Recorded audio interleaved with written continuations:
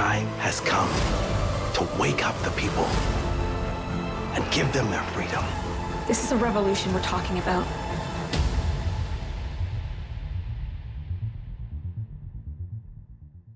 So this show came out like last year and no one really talked about it. Why is that?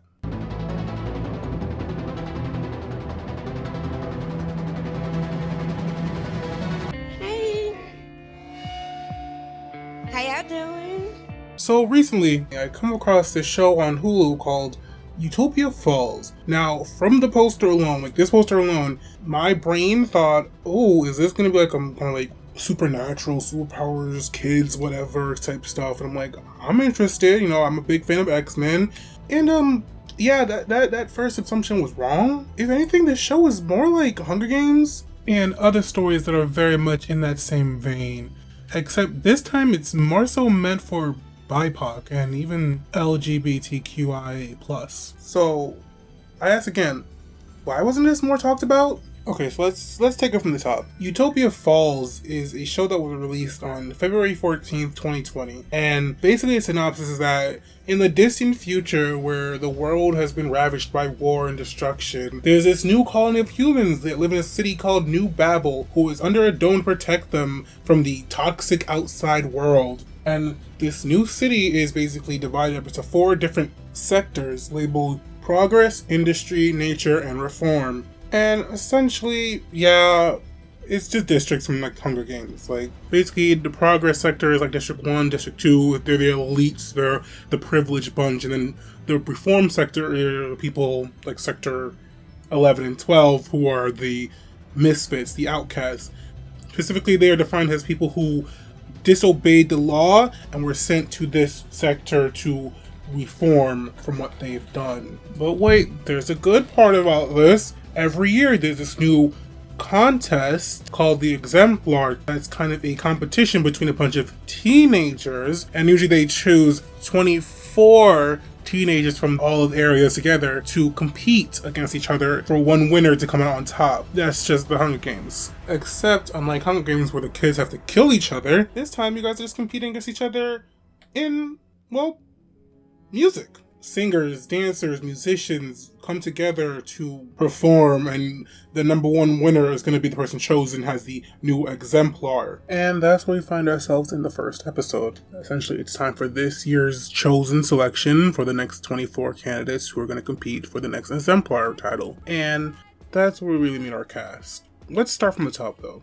So you have Bodhi 2, who's basically the protagonist of the show. He grew up in what essentially is the slums, and he starts off as mainly a singer, but then after discovering hip-hop, he becomes, well, a rapper. True story.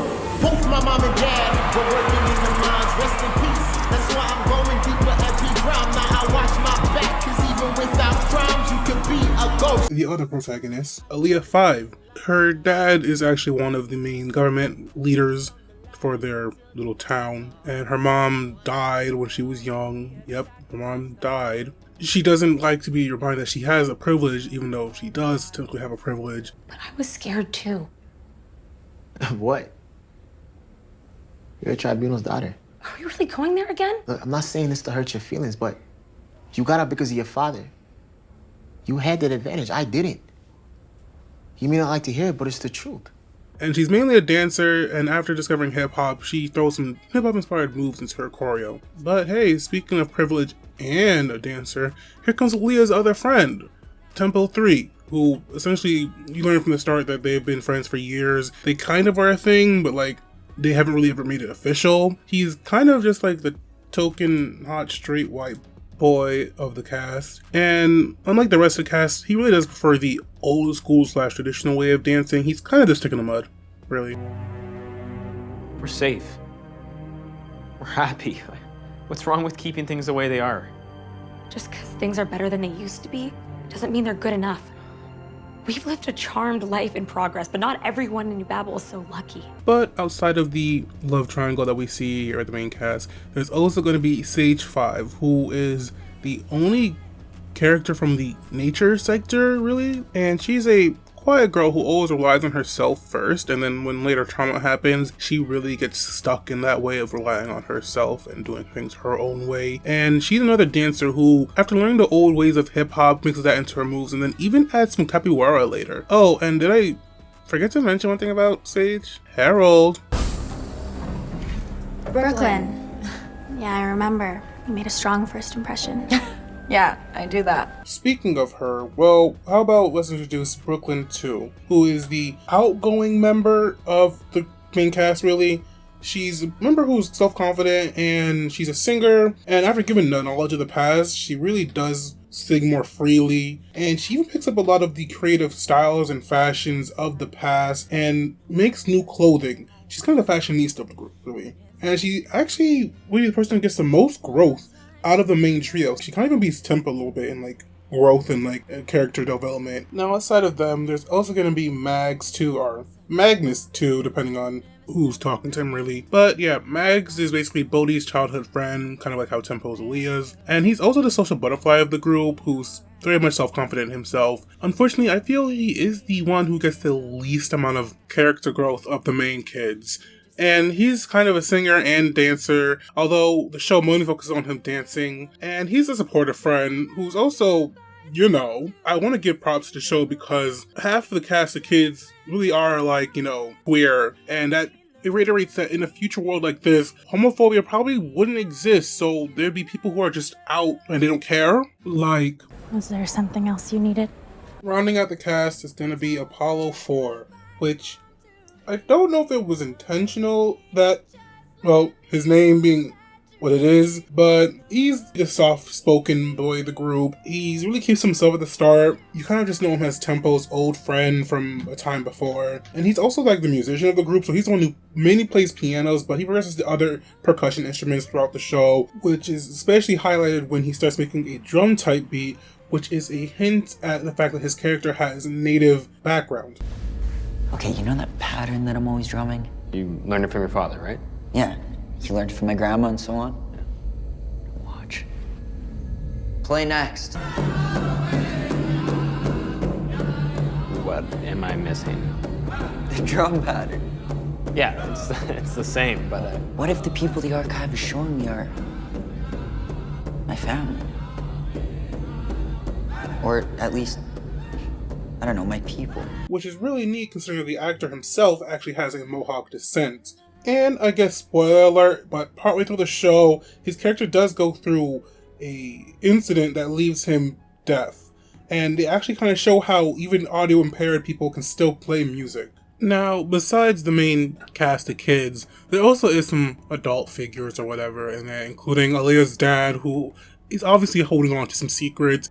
There's Authority Phaedra, who's basically the antagonistic chief of police. There's More Times, who's basically like the black market seller, who's kind of a parental figure to both Bodhi and Mags. And then there's Mentor Watts and Chapter, who are the instructors for the contestants at the Templar school/contest, who kind of butt heads on the way the kids should compete. There are a bunch of other reoccurring characters, but those are really the main ones that you're going to see appear often throughout the series. Now, I've kind of tiptoed around this, but as I mentioned earlier, the characters discover hip-hop because, well, again, in this world, a lot of stuff of the past is kind of locked away and erased to being a unity of all the people in the town. And at the end of the first episode, Bodhi and Aaliyah discovered this room that's hidden in a rock, kind of behind illusionary tech, and upon entering they find all this literature and art from our time in like the past. And really they're kind of confused until they are greeted by an AI who runs the room. It's called the Archive, who... Welcome.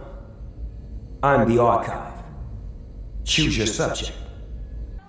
Oh yeah, did I forget to mention that Snoop Dogg was in this? Well, he is, and he's the voice of that AI, so... And he's actually the one who's going to teach the kids about, well, history of music. First and foremost, hip-hop. And from there, that's where the show kind of really kicks off, as now the kids are going to start learning about this forgotten form of arts, which is hip-hop and other forms of music and dance and expression. And you're going to see them trying to embrace it and use that, and then the authority figures are going to be all like, hey, like, stop that. They're supposed to stay one type of way, but stay traditional way. This way you guys are expressing yourself are very anti-good. And is that what a lot of forms of art are? It's just ways of expressing yourself. We upset them because we expressed ourselves differently. We've always been taught that harmony is happiness. And deviation is disorder. I'm not saying unity isn't important, but we're all unique. So yeah, throughout the rest of the season, you see them learn about the past and use this new music to kind of bring up discourse and highlight social issues about the past and in their present. They say they don't want to repeat the mistakes of the past, but they already are. What do you mean? One of the first songs we heard in the archive by Mos Def. I must have listened to it 10 times, but never really heard what he was saying until now. Stiffer stipulations attached to each sentence, budget cutbacks, but increased police presence. Even if you get out of prison still living. Join the other 5 million under state supervision. He was talking about society 400 years ago, but he might as well have been talking about today. I felt like he was speaking directly to me. And I want to know more. Shoot, even in episode 3, Aaliyah learns about sit-ins from the civil rights movement and then leads her own sit-in after Bodhi is unjustly arrested and detained. What are these people doing? Show me lower right. The civil rights sit-ins became a protest movement against racial segregation in the 20th century. What is the point of this act of defiance? No one's rehearsing or taking part in the gallery. Not until Bodhi's released.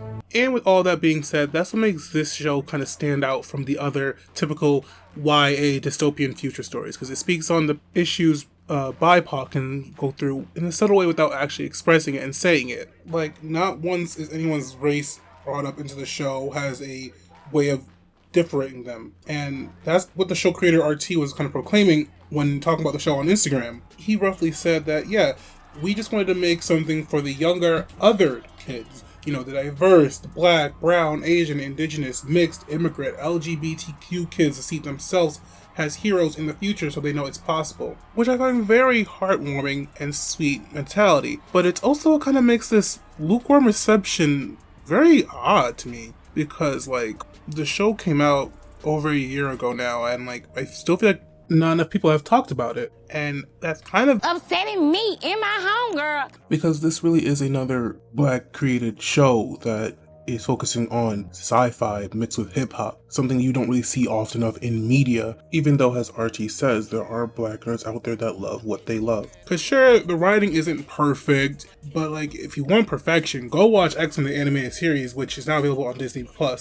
But yeah, this show would be perfect for people who are fans of Hunger Games, Divergent, Maze Runner, aka any other coming-of-age story that's about teenagers coming together to destroy the government and or system. But again, this time it's featuring on the minorities, and it even speaks about how hip-hop can be universal. And that is who he's kind of making this show for. There are people who like both of those elements, and he hopes that one day they can see themselves making the same things and doing other things like this. And the lack of reception to that seems odd.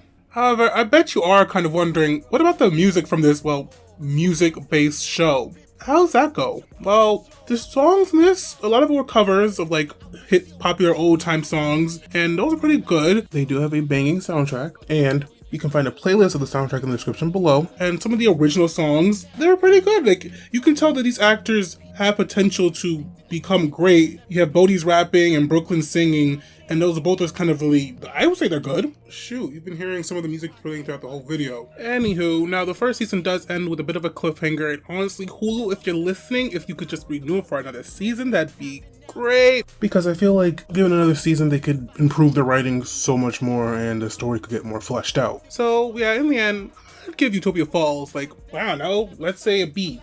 So yeah, that is about it for this video. Like always, if you enjoyed this video, make sure to give it a like. You can subscribe to my channel to see what I'll be posting next. You can go to my Twitch channel where you'll find me more often live streaming. And until next time, I'll leave you this debate that happened in the show. And how about you put your answers down below? Yeah, but what about Drake, Nicki Minaj, or Migos? Oh, Dr. Dre, Ice Cube? All I'm saying is that if DJ Kool Herc hadn't taken funk and disco records and thrown those parties back then... Yeah, hip-hop wouldn't have existed. What are you guys talking about? The new Minister of History here is trying to tell me who the best hip-hop MC was. You know, from the archive. Okay, so you agree that DJ Kool Herc is the best? Okay, Kool Herc may have thrown some awesome parties back in the day, but he wasn't the best MC. Until next time, ciao for now.